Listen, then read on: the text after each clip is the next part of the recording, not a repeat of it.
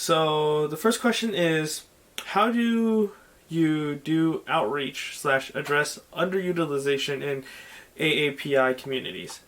So that's a very interesting question because there are a lot of different factors that contribute to the underutilization of services, whether it's stigma or whether it's just not having them available or whether it's just not being willing to go and get those services.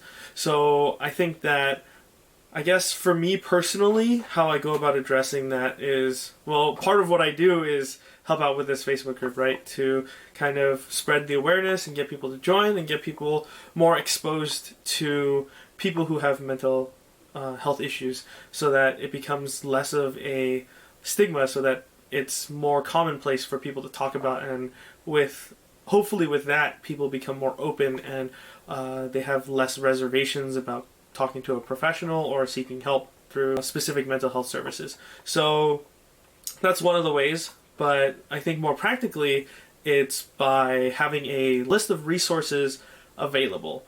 So for us providers in my area, we all have lists of other providers who can meet needs that are more specific. So we try to keep that available so that if anybody comes in and we can't meet their needs for whatever reason, we have a list that we can kind of refer out to. Another way that we do that is by partnering with a local community service organization. So a lot of them come in for other services. So whether it's legal services or social work services or financial services, because we have those available, we also can develop relationships with the community so that we can get to the place where they're comfortable coming to seek us out, not just for those kind of practical services, but also for mental health related services. And a lot of our social workers and lawyers also refer people to us, and that's another way that we address underutilization, is by bringing it to them as opposed to having them come to us. So we kind of try to meet their needs where they're at through other I guess outlets, and then having those outlets creates that I guess that transitional bridge to kind of introduce mental health services if we see that there's a need. And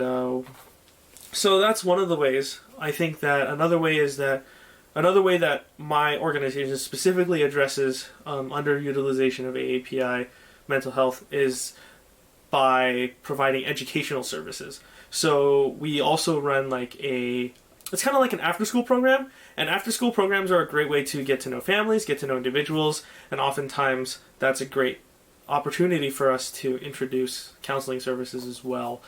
And so while our mental health department is not directly related and directly involved with all of those other aspects, it does help to kind of make connections and build bridges.